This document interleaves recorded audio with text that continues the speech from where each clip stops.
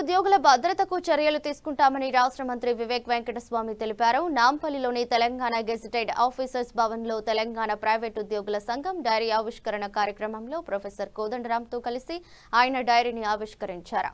Private రంగ ఉద్యోగుల భద్రత కోసం పెన్షన్ పథకాన్ని దివంగత కాంగ్రెస్ నాయకుడు జి వెంకటస్వామి తీసుకొచ్చారని రాష్ట్ర కార్మిక శాఖ మంత్రి వివేక్ వెంకటస్వామి తెలిపారు. గిగ్ వర్కర్ల భద్రత కోసం చట్టాన్ని అమలు చేసి ప్రత్యేక బోర్డు ఏర్పాటు చేయనున్నట్లు తెలిపారు. అలాగే కాంగ్రెస్ ప్రభుత్వం కనీస వేతనాలను పెంచేందుకు చర్యలు తీసుకుంటుందని చెప్పారు.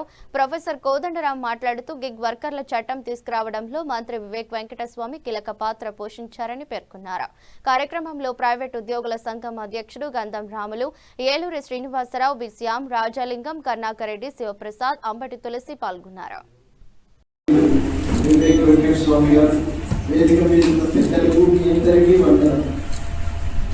ఆర్థిక రంగంలో ఒక ప్రధానమైన మార్పు ఏంటంటే సేవా రంగం అనేది బాగా పెరిగింది.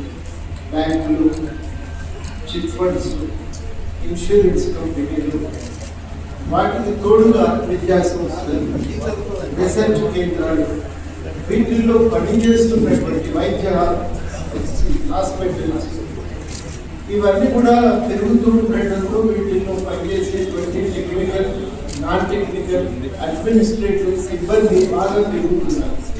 ఇవాళ మన దగ్గర ఇది ఎక్కువగా ఉపాధి పొందుతున్నటువంటి వర్గం. ఈ రంగంలోనే చాలా మంది ఉన్నారు. ఇది మనం ప్రధానంగా దృష్టిలో పెట్టుకుంటే ప్రైవేట్ ఉద్యోగుల సంఘం ఆవిర్భావానికి, దాని ఎదుగుదలకు మూలాలు తెలుస్తాయి. ఈ పరిస్థితుల్లో మనం ప్రధానంగా కోరేది ఏంటంటే కార్మికులకు సంబంధించినటువంటి సంక్షేమ చట్టాలు అనేక సంవత్సరాల పోరాటం ఫలితంగా వచ్చినాయి. కానీ బ్లూ కాలర్ వర్కర్స్ కు సంబంధించిన సంక్షేమం గురించి చూడటానికి ప్రత్యేక చట్టాలు లేవు. ఈ మధ్యన మంత్రి రోజు గిగ్ వర్కర్స్ కు సంబంధించిన చట్టం ఒకటి వచ్చింది. ఆ గిగ్ వర్కర్స్ చట్టం వచ్చినట్టే మిగతా బ్లూ కాలర్ వర్కర్ సమస్యల విషయంలో కూడా ఏదైనా ప్రత్యేక సంక్షేమ చట్టాలు ఆలోచించవలసిన అవసరం ఉంది. ఆ విషయం మీద కొంత దృష్టి పెట్టి మనం మాట్లాడుకోవాల్సిన అవసరం కూడా ఉంది. కానీ ఇది సమయం కాదు. ఒక సందర్భం మనం ఒక సెమినార్ పెట్టుకొని ఇట్లాంటి వర్కర్స్ కోసం ఏం చేయాలనేది ఆలోచించి ఆ సూచనలన్నింటినీ మంత్రి గారికి ఒక నివేదిక రూపంలో ఇస్తే తప్పకుండా మనకు కొంత న్యాయం జరుగుతుంది. ఆ విశ్వాసం ఉంటుంది.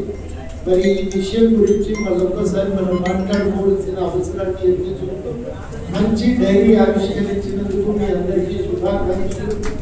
ఖచ్చితంగా ఇదే ఉత్సాహంతో పెద్దలు, గౌరవనీయులు, మనందరికీ కూడా ఒక రోల్ మోడల్ కోదండరాం గారు, అలాగే శ్రీనివాస్ గారు, రాజలింగం గారు, శ్యామ్ గారు, కర్ణాకర్ రెడ్డి గారు, ఇతర కమిటీ మెంబర్స్, చాలా మంది మహిళా మెంబర్స్, ఇంకా ప్రైవేట్ ఉద్యోగ సంఘం మిత్రులందరికీ కూడా పేరు పేరున నమస్కారం. చాలా సంతోషం. ఎందుకంటే ప్రైవేట్ రంగంలో ఒక ఆర్గనైజేషన్ పెట్టి ప్రైవేట్ ఉద్యోగస్తులకు మన హక్కులను కల్పించడానికి, కొత్త ఉద్యోగాలు కల్పించడానికి గంధం రాములు గారి సంస్థ పెట్టి మన ఈ సంస్థ ద్వారా వారికి ప్రొటెక్షన్ ఇవ్వాలి, వారి గురించి కొట్లాడాలని చెప్పి ఏదైతే తపన ఉన్నదో నిజంగానే గంధం రాములు గారికి నాకు కూడా చాలాసార్లు చెప్తున్నాను, సార్ నేను ఒక కార్యక్రమం ఈ నియోజకవర్గంలో కూడా పెడతా, చెన్నూరు గురించి పెడతా అని చెప్పి చెప్తున్నారు. వారు అంటే వారికి కార్మికుల పైన ఏదైతే ప్రేమ ఉన్నదో అది చూపిస్తున్నారు. ఇప్పుడు అందరూ కూడా ఇదే చెప్పినారు.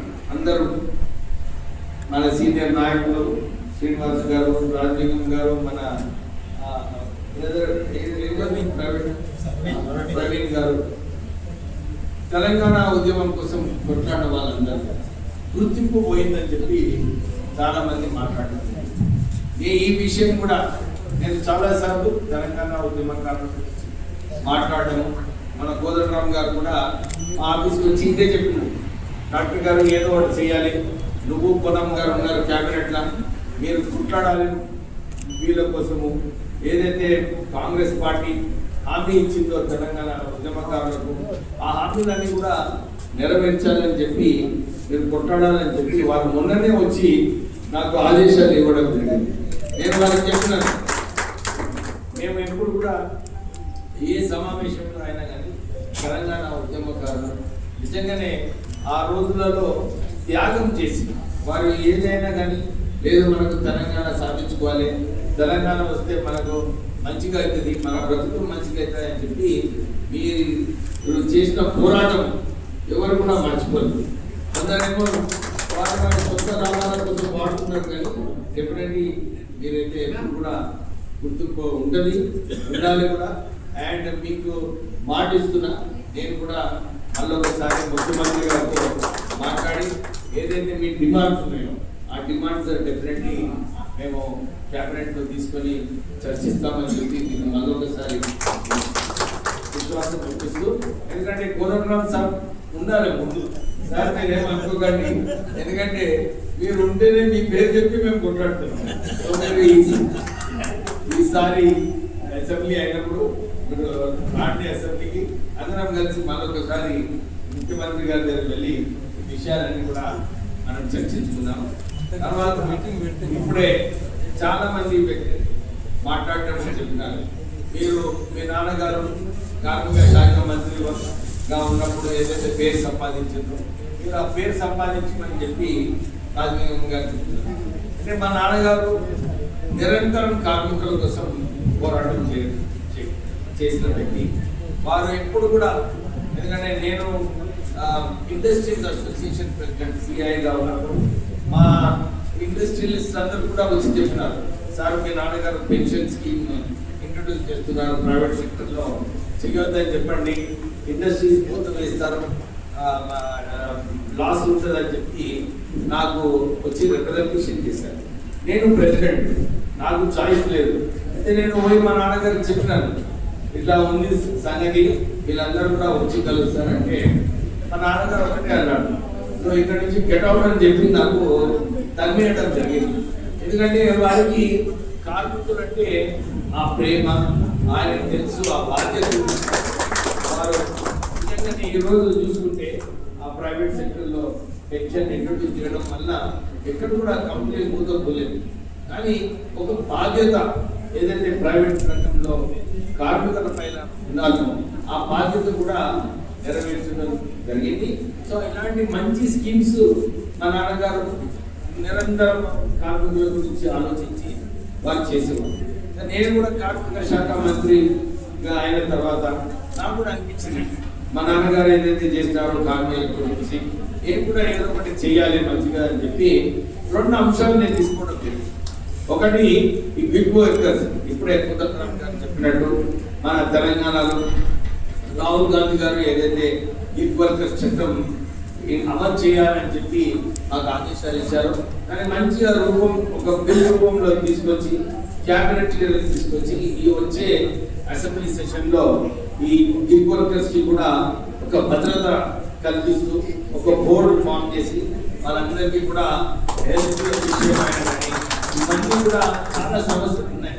ఎందుకంటే బోత్ వేస్ అన్నమాట, అగ్రిగేటర్స్ వర్కర్స్ ఈ ఇద్దరి మధ్యన చాలా ప్రెషర్స్ ఉన్నాయి. ఒకటి అగ్రిగేటర్ ప్రెషర్ ఉంది, అగ్రిగేటర్స్ ఏమో కస్టమర్ సాటిస్ఫాక్షన్ అది కూడా ఉంది. ఒక బ్యాలెన్స్ గా ఒకవైపు బిజినెస్ నష్టపోకుండా, ఎందుకంటే బిజినెస్ నష్టపోయి ముందు పోతే మన కార్మికులకే నష్టమవుతుంది. బ్యాలెన్స్